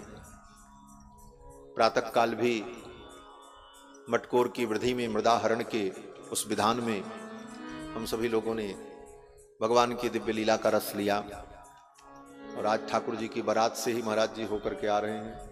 और राम जी की बारात में तो महात्मा ही लोग रहते हैं, क्योंकि बारात में रहता कौन है? बोले जो राम जी के प्रेमी होते। भाई बारात में जो बर का प्रेमी होगा वही जाएगा। बर यात्रा में बर के प्रेमी जाते हैं और राम जी की बारात में कौन जाए? बोले राम जी के प्रेमी। और राम जी के प्रेमी तो महात्मा ही लोग होते हैं। इसलिए पूज्य श्री राजेश्वरानंद जी महाराज जो ठाकुर जी के बारात का वर्णन करते हैं, उस बारात के वर्णन में कहते हैं महाराज बाराती कौन कौन जा रहे हैं? हाथ में माला, भाल में चंदन, हाथ में माला, भाल में चंदन, हाथ में माला, भाल में चंदन, हाथ में माला, भाल में चंदन। सब दाढ़ी वाले दिखा अवधि से मिथिला चले, सब दाढ़ी वाले दिखा अवधि से मिथिला चले। मेरे राम जी की अजब बारात अवधि से मिथिला चली, मेरे राम जी की अजब बारात अवधि से मिथिला चली, मेरे राम जी की अजब बारात अवधि से मिथिला चली, मेरे राम जी की अजब बारात अवधि से मिथिला चली। हाथी घोड़ा रथ पाली की, हाथी घोड़ा रथ पाली की, हाथी घोड़ा रथ पाली की, हाथी घोड़ा रथ पाल की। चढ़ी चढ़ी अवधि से मिथिला चली, हाँ चढ़ी चढ़ी अवधि तेरा, अवध से मिथिला चली, मेरे राम जी की अजब बारात, अवध से मिथिला चली, मेरे राम जी की अजब बारात, अवध से मिथिला चली। यह बारात सब भांति मनोहर, यह बारात सब भांति मनोहर, यह बारात सब भांति मनोहर, यह बारात सब भांति मनोहर। यह बारात सब भांति मनोहर। बारात तो बड़ी अच्छी, लेकिन बारात की एक सबसे बड़ी विशेषता क्या थी? ये बक्सर की बारात की मैं बात नहीं कर रहा हूं, अयोध्या से जो बारात चली उसकी बात कर रहा हूं। बोले वो उस बारात में दूल्हा ही नहीं था महाराज, बिना दूल्हे की बारात, क्योंकि दूल्हा तो पहले ही मिथिला में पधार चुके हैं। ऐसी अद्भुत बारात। अरे किंतु न दुल्हा साथ, अवध से मिथिला चली, हाँ किंतु न दुल्हा साथ, अवध से मिथिला चली, मेरे राम जी की अजब बारात, अवध से मिथिला चली, मेरे राम जी की अजब बारात, अवध से मिथिला चली। इतने बाराती किंतु किसी को, इतने बाराती किंतु किसी को, इतने बाराती किंतु किसी को, इतने बाराती किंतु किसी को, नहीं विवाह तिथि ज्ञात, अवध से मिथिला चली, हाँ नहीं विवाह तिथि ज्ञात, अवध से मिथिला चली। अयोध्या से बारात चल चुकी, रास्ते में लोगों ने पूछा इतनी सुंदर बारात जा रही है, इतनी तैयारी है, ऐसा सुंदर मंगलमय विवाह किस तिथि को होगा? बारातियों को पता ही नहीं था। क्यों? बोले ये बात थी कि बारात जब मिथिला में पहुंचेगी, दोनों पक्ष के लोग बैठेंगे, आचार्य विद्वान बैठेंगे, तब निर्णय होगा कि इस मुहूर्त में विवाह। और उसी समय निर्णय हुआ कि आज मघा नक्षत्र है, इसके 2 दिन बाद उत्तरा फाल्गुनी में विवाह की विधि की जाएगी। वहां जाकर के निर्णय हुआ, इसलिए बारातियों को तो पता ही नहीं था किस तिथि में विवाह होने वाला है। किंतु न दुल्हा साथ, अवध से मिथिला चली, हाँ किंतु न दुल्हा साथ, अवध से मिथिला चली, हाँ नहीं विवाह तिथि ज्ञात, अवध से मिथिला चली, हाँ नहीं विवाह तिथि ज्ञात, अवध से मिथिला चली, मेरे राम जी की अजब बारात, अवध से मिथिला चली, मेरे राम जी की अजब बारात, अवध से मिथिला चली। बारात चल पड़ी, विवाह की तिथि भी पता नहीं है, दूल्हा भी साथ में नहीं। पूछने वालों ने पूछा, भाई विवाह की तिथि भी तय नहीं, इतना पहले से जाकर के मिथिला में क्या करोगे? तो बारातियों ने कहा मिथिला में जा रहे हैं, खूब अच्छे अच्छे व्यंजन खाने को मिलेंगे, मिथिला में खूब आनंद करेंगे, वहां अनेक प्रकार के व्यंजन मिलेंगे। और मिथिला का व्यंजन तो तिलुआ तरकोर, हमारी तुलसी जी बैठी है, कह रही थी मौका नहीं मिला, नहीं तो तिलकोर बना करके खिलाते। मिथिला का व्यंजन तिलकोर, तरुआ, कोहड़ौरी, अदौरी, ये सब मिथिला का दिव्य व्यंजन। अयोध्या वासियों ने कहा मिथिला में जाकर के विविध व्यंजन का आस्वादन करेंगे। बोले अयोध्या में खाने को नहीं मिलता था क्या? आज भी मिथिलावासी कहते हैं अयोध्या में तो लोग बजड़ा की रोटी खाते हैं। व्यंजन तो मिथिला वालों ने सिखाया, लेकिन अयोध्यावासी भी कहते हैं कि बजड़ा की रोटी खाने वाले के अंदर ही वज्र की शक्ति होती, तभी धनुष टूटा था। बजड़ा की रोटी खा करके ही वो शक्ति थी कि धनुष टूटा, नहीं तो किसी से धनुष टूटता। तो मिथिलावासियों ने ऐसे अनेक व्यंग किए। ठाकुर जी महाराज की बारात पहुंचती है, बारातियों ने कहा मिथिला में जाकर के खूब आनंद करेंगे, विविध व्यंजन खाएंगे। लोगों ने कहा अयोध्या में खाने को नहीं मिला, तो बारातियों ने कहा अयोध्या में खाने को नहीं मिला, सत्तू खाते खाते मर रहे थे, चल करके मिथिला में बढ़िया बढ़िया व्यंजन पाएंगे।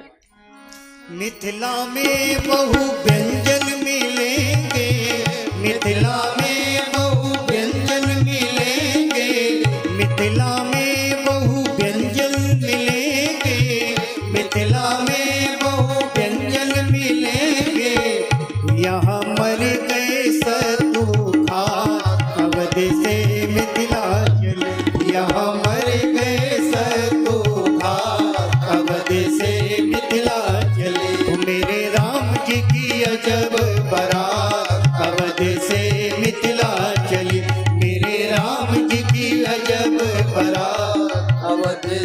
मिथिला चले।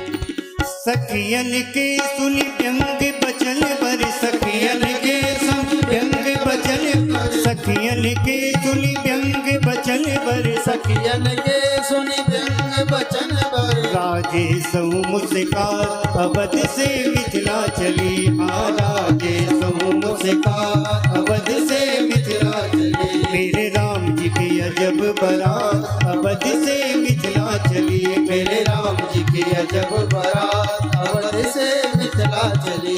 अवध से मिथिला चली। अवध से मिथिला चली। अवध से मिथिला चली। अवध से मिथिला चली। भगवान की विवाह की वर यात्रा पूज्य महाराज श्री वर यात्रा में घूम करके आ गए हैं। यहाँ तो विवाह का ही प्रसंग है, विवाह का ही आनंद है। और कथा में भी ठाकुर जी अब जल्दी से जल्दी मिथिला पहुंच जाएं, यही हम भी चाहते हैं। ताड़का का वध किया, एक ही बाण में ताड़का को भगवान ने समाप्त कर दिया, यही प्रसंग चल रहा था। भगवान किसी का संहार करना चाहें तो उनका एक बाण ही पर्याप्त है, क्योंकि भगवान का बाण अमोघ है। लीला करने के लिए भगवान अनेक बाणों का प्रयोग करें, युद्ध लीला करें, वो अलग विषय है। बाकी संहार की इच्छा से अगर वो प्रयोग करते हैं तो भगवान का एक बाण ही संपूर्ण सृष्टि ब्रह्मांड को भी समाप्त कर देने में समर्थ है। दो बाण की जरूरत नहीं पड़ती। द्विस्थापयति नाश्रितान, जो भगवान के शरणागत हो जाएं, जो विपन्न हैं, उजड़ गए हैं, उनको ठाकुर जी अगर बसाते हैं तो दो बार नहीं बसाते, एक बार स्थापित कर देते बस। बोले दोबारा उनको उजड़ने का भय ही नहीं होता। ठाकुर जिसको एक बार बसा दें वो कभी उजड़ ही नहीं सकता, इसलिए बसाने की जरूरत नहीं पड़ती। द्विस्थापयति नाश्रिता दुर्ददाति न चार्थिभ्यो, मांगने वाले को राम जी दो बार नहीं देते, कहते हैं एक ही बार देते।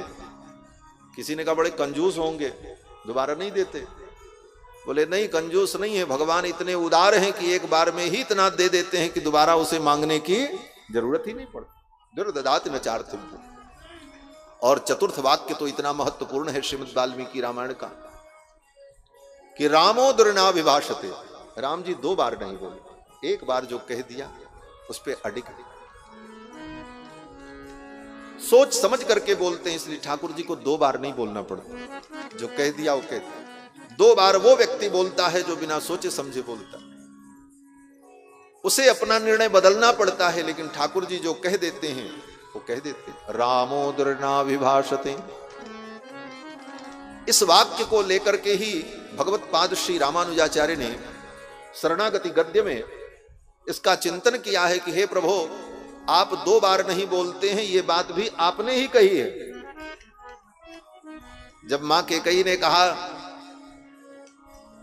कि तुम्हारे पिताजी तुमसे कुछ नहीं कहेंगे, उनके मन के भाव को मैं बताती हूं, मैंने दो वरदान मांगे, मेरी यही इच्छा थी और यही कहने में उन्हें संकोच हो रहा है, तुमसे कह नहीं पा रहे। तो भगवान श्री राम ने कहा, मां पिताजी कहें तो मैं उनके वचनों का पालन करते हुए अग्नि में कूद जाऊं, प्राण दे दूं, समुद्र में कूद जाऊं। आप तो मेरे स्वभाव को जानती हो, रामो दुर्ना विभाषते, राम दो बार नहीं बोलते। वहां पर भगवान ने यही कहा मां के कैसे।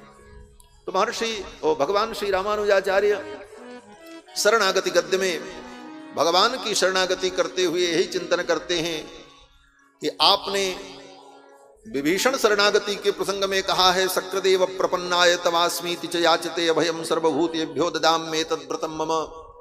आपने ये बात कही है कि एक बार प्रपन्न होकर के जो मेरी शरण में आ जाए, मैं उसको समस्त भूतों से अभय दे देता हूं। एतद् व्रतम मम, ये मेरा व्रत है। और इस व्रत की दीक्षा लेकर के भगवान बैठे। इसीलिए भगवान श्री रामानुजाचार्य श्री भाष्य के मंगलाचरण में कहते हैं, विनत विविध भूत ब्रात रक्षैक दीक्षे, जो शरणागत भक्तों की रक्षा की दीक्षा लेकर के बैठे। तो भगवान श्री रामानुजाचार्य ने शरणागति गद्य में इसका स्मरण किया और कहते हैं कि रामो दुर्ना विभाषते इति त्वयैव उक्तम, आपके द्वारा ही ऐसा कहा गया। इसलिए आज हम आपकी शरणागति कर रहे हैं, आप हमारा त्याग नहीं कर सकते। तो भगवान श्री राम दो बार नहीं बोलते। रामोदरिणा विभाषते। 2 बाण का प्रयोग नहीं करते, एक ही बाण में ताड़का को भगवान ने समाप्त कर दिया। फिर तो इंद्रादि देवता आए और भगवान के ऊपर पुष्प वृष्टि की, भगवान की स्तुति की, विश्वामित्र जी की स्तुति की। एवं मुक्त्वा सुरा सर्वे जग्मुर हट्टा विहायशम। ताड़का के वध से देवता आनंदित हुए, प्रसन्न हुए और भगवान की जय जयकार करते हुए, विश्वामित्र जी की जय जयकार करते हुए देवता लोग विदा हो गए। फिर भगवान ने, श्री विश्वामित्र जी ने ठाकुर जी को और भी अनेक विद्याएं प्रदान कर दी। अभी तक तो केवल बला अति बला विद्या दी थी, लेकिन भगवान श्री रघुनंदन के पराक्रम को देखकर और इनकी श्रद्धा को देखकर, समर्पण को देखकर विश्वामित्र जी महाराज ने विचार किया, ऐसे पात्र में ही विद्या का विसर्जन करना चाहिए।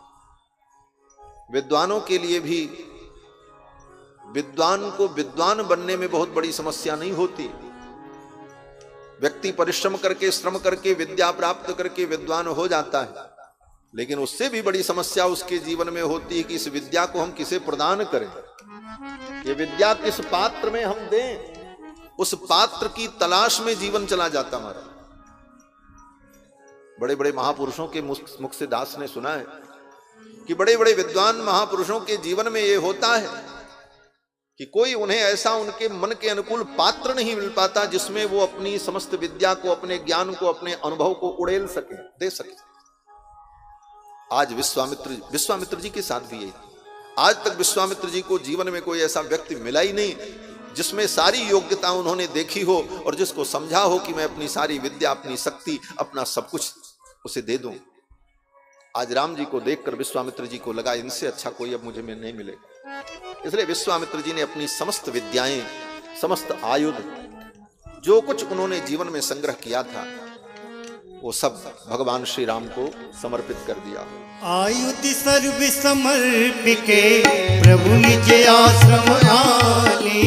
आयुध सर्व समर्पिके प्रभु निज आश्रम आली।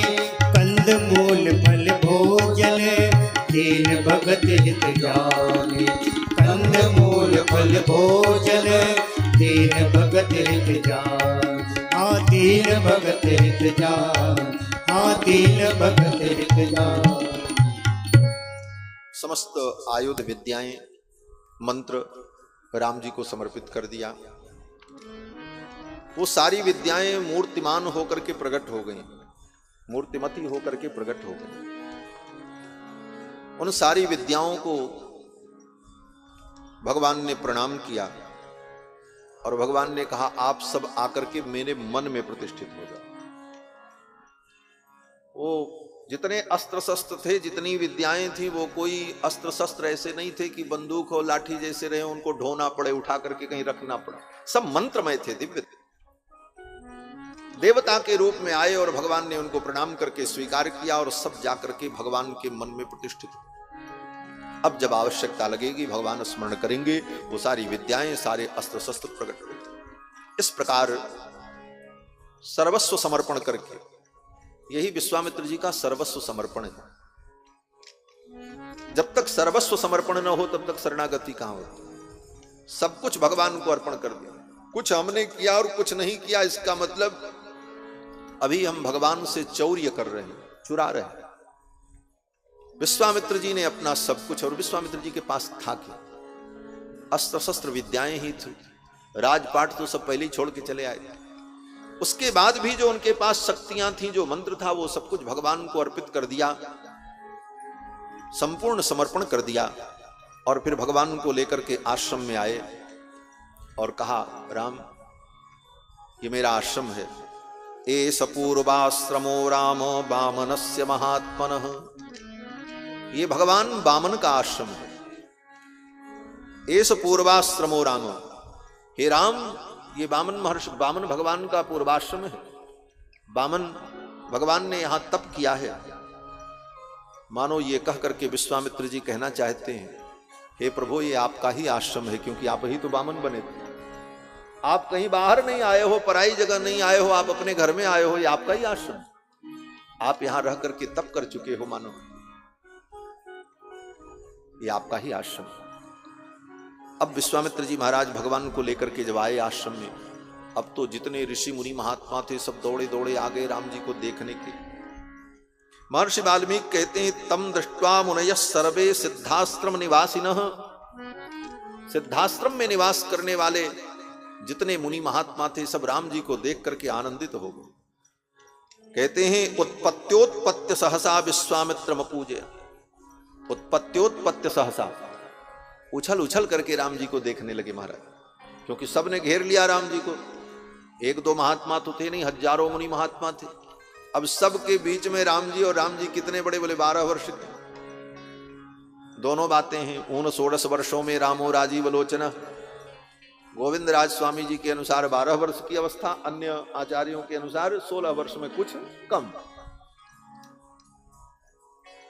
ठाकुर जी तो बालक, और वे मुनि महात्मा चारों तरफ से खड़े घेर लिया। बाद में जो आए उनको तो राम जी दिख ही नहीं रहे, तब वो महात्मा क्या करें, कैसे दर्शन करें। तो महाराज उछल उछल करके सब दर्शन, कूद कूद करके दर्शन कर रहे हैं, राम जी को देख रहे हैं।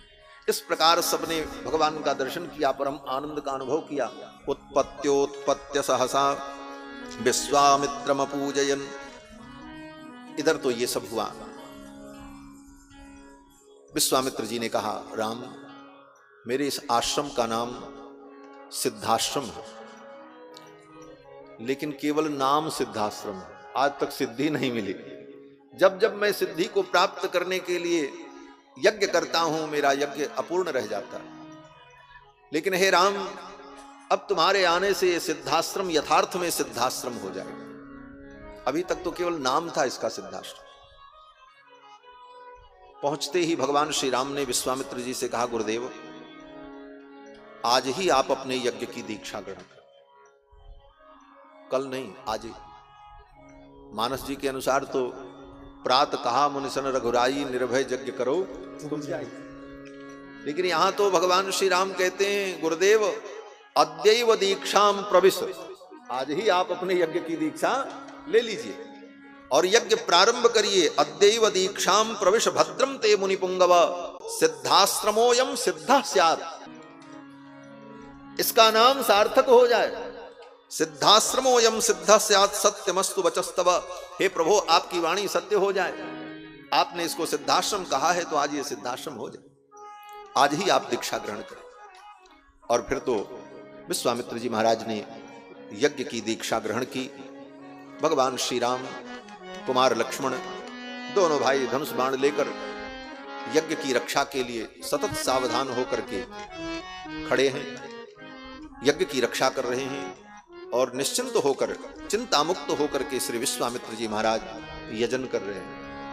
होम करन लागे मुनि झारी, होम करन लागे मुनि झारी, आप रहे मग की रखवारी, आप रहे मग की रखवारी, सुन मारी निशाचर रोही, सुन मारी निशाचर रोही, ले सहाय धावा मुनि द्रोही, ले सहाय धावा मुनि द्रोही, होम करन लागे मुनि झारी, होम करन लागे मुनि झारी।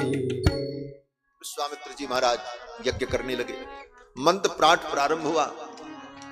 होम करन लागे मुनि झारी, आप रहे मख की रखवारी, सुन मारीच निशाचर कोही, लय सहाय धावा मुनि द्रोही। विश्वामित्र जी ने यज्ञ प्रारंभ किया। तब तक लगता है कि यज्ञ को सुनकर, यज्ञ की ध्वनि को सुनकर के मारीच और सुबाहु आ गए। अगली ही चौपाई में मारीच और सुबाहु के आने का वर्णन हो जाता। होम करन लागे मुनिझारी, आप रहे मख की रखवारी, सुन मारीच निशाचर कोही, लय सहाय धावा मुनि द्रोही। और श्रीमद् महर्षि वाल्मीकि के अनुसार, वाल्मीकि रामायण के अनुसार, इन दोनों चौपाइयों के बीच में 6 दिन का अंतर, 6 दिन का अंतर। यज्ञ प्रारंभ किया विश्वामित्र जी ने। 1 दिन बीत गया, 2 दिन बीत गया, 3 दिन बीता, 4 दिन बीता, 5, 6, 7 दिन का यज्ञ ही था। साप्ताहिक सोम याग था, सोम संस्था के यज्ञ था, 7 दिवसीय। और 7वें दिन, 6वें दिन सुत्या का जो दिन था, उसी दिन, जिस दिन सुत्या होती है, उसी दिन विघ्न करने के लिए असुर आते थे। वही मुख्य कर्म होता था यज्ञ का, प्रधान कर्म। और उसी दिन वो विघ्न करने के लिए आते थे, क्योंकि उनको मालूम था कि जब सारा काम पूर्णता की ओर हो तब जाकर के काम बिगाड़ो। क्योंकि राक्षस भी बड़े विद्वान होते हैं, विद्वांसो ब्रह्म राक्षसा, इनको सब विधि मालूम है, कौन सी विधि कब की जाएगी। इसलिए यज्ञ विनष्ट करने के लिए तब आते थे जब सारा काम पूर्णता की ओर हो, समापन की ओर। 6 दिन बीत गया और भगवान श्री रघुनंदन ने 6 दिन 6 रात्रि विश्राम नहीं किया महाराज।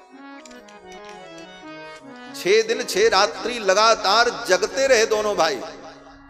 ऐसा नहीं है कि विश्वामित्र जी जितनी देर यज्ञ करें उतनी देर राम जी यज्ञ की रक्षा करें और फिर जाकर के विश्वामित्र जी भी आराम करें और राम जी भी आराम करें। ना ना, गुरु जी तो आराम करते थे, विश्राम करते थे, लेकिन राम लक्ष्मण ना। अनिद्रम षड अहोरात्रम तपोवनमरक्षताम। अनिद्रम षड अहोरात्रम, 6 दिन 6 अहोरात्र, 6 24 घंटे अनिद्रम, एक क्षण भी नींद नहीं ली और यज्ञ की रक्षा में लगे रहे। जब 6 दिन बीत गया तो भगवान श्री राम ने लक्ष्मण से कहा, लक्ष्मण अब सावधान हो जाओ, अब असुरों के आने का समय हो गया है, क्योंकि अब यज्ञ पूर्णता की ओर। और तब तक मारीच और सुबाहु आ गए। मारीच सुबाहु जब आए तो भगवान श्री राम ने मारीच को मारने के लिए मानवास्त्र का अनुसंधान किया। मानवम परमोदारम अस्त्रम परम भास्वरम, मानवास्त्र को निकाला, धनुष पर चढ़ाया। चिक्षेप परम क्रुद्धो मारोचो रसी राघव, खींच करके वो बाण मारीच के वक्ष पर भगवान ने छोड़ा। उस मानवास्त्र का प्रभाव क्या था? बोले वो मानवास्त्र मारीच को लेकर के उड़ गया और 100 योजन दूर ले जाकर के समुद्र में फेंक दिया। मारीच को भगवान ने जब मानवास्त्र से मारा तो भगवान कहते हैं कि लक्ष्मण देखो मेरे बाण को, बाण के प्रभाव को। ये मेरा बाण किस प्रकार मारीच को लेकर के जा रहा है। मानवम परमोदारम, ये मानवास्त्र परम उदार अस्त्र है, ये प्राण नहीं लेता, ले जाकर के दूर फेंक देता है। लक्ष्मण जी महाराज से भगवान कहते हैं देखो ये मेरा बाण किस प्रकार मारीच को ले जा रहा है। और महाराज वो मानवास्त्र ने क्या किया, मारीच को ऐसे फंसाया, अर्धचंद्राकार बाण था, और फंसा करके मारीच को कभी ऐसे नीचे ले जाए, कभी ऊपर, कभी नीचे, कभी ऊपर, इस प्रकार घुमाते हुए लेकर के वो बाण जा रहा है बड़े वेग से। भगवान बड़े प्रसन्न हुए। भगवान ने लक्ष्मण से कहा, पश्य लक्ष्मण सीतेषु मानवम मनुसंहितम, मेरे इस मानवास्त्र का प्रभाव देखो, किस प्रकार इस मारीच को घुमा रहा है मेरा बाण। प्रसन्न होने लगे रघुनाथ जी और लक्ष्मण से कहते देखो देखो मेरा बाण देखो। जैसे बच्चे पतंग उड़ावे, गुड्डी उड़ावे, और पतंग उड़ी ऊपर गई तो उसने कहा देखो देखो वो कटी वो कटी वो गई। उस प्रकार से ठाकुर जी लीला कर रहे हैं मानो। और लक्ष्मण से कहते हैं लक्ष्मण देखो मेरे बाण का प्रभाव किस प्रकार मारीच को नचा रहा, वो गया वो गया वो गया ले गया। ऐसा आनंद महाराज। विश्वामित्र जी भगवान के इस प्रताप को देखकर परम आनंदित होते। मारीच को मारा, सुबाहु को आग्नेयास्त्र से मार दिया, बाकी जितने राक्षस थे उनको श्री लक्ष्मण जी महाराज ने निपटा दिया। मारी असुर तुझ निर्भयकारी, मारी असुर तुझ निर्भयकारी, स्तुति करहि देव मुनिझारी, स्तुति करहि देव मुनिझारी, स्तुति करहि देव मुनिझारी, स्तुति करहि देव मुनिझारी। भगवान ने मारीच को फेंक दिया, 100 योजन दूर समुद्र में जाकर के गिरा, 7 योजन का सागर पारा। सुबाहु को भगवान ने मार दिया आग्नेयास्त्र से। यज्ञ पूर्ण हुआ। श्री विश्वामित्र जी महाराज यज्ञ मंडप से जब बाहर निकल करके आए, यज्ञ की पूर्णाहुति करके, उनके मुखमंडल का तेज अद्भुत, आज सिद्धि की प्राप्ति हो गई। लेकिन ये सिद्धि अपने पुरुषार्थ से नहीं प्राप्त हुई, राम जी की कृपा से प्राप्त हुई। सिद्धि साधनाओं की सफलता भी जीव को तब मिलती है जब भगवान की कृपा हो। आप कितना भी साधन कर लो, कितना भी कर्म कर लो, सब कुछ कर डालो, लेकिन ठाकुर जी की अगर कृपा नहीं है तो आपके साधन कभी सिद्ध हो ही नहीं सकते। उन साधनाओं से आपको कभी सिद्धि की प्राप्ति नहीं होगी। इसलिए ठाकुर की कृपा की अपेक्षा रखें। आज ये सिद्धि जो विश्वामित्र जी को प्राप्त हुई है, भगवान की कृपा से प्राप्त। और मंडप से बाहर निकलते ही विश्वामित्र जी ने कहा, कृतार्थोस्मि महाबाहो कृतम गुरुवचस्त्वया। हे राम, कृतार्थो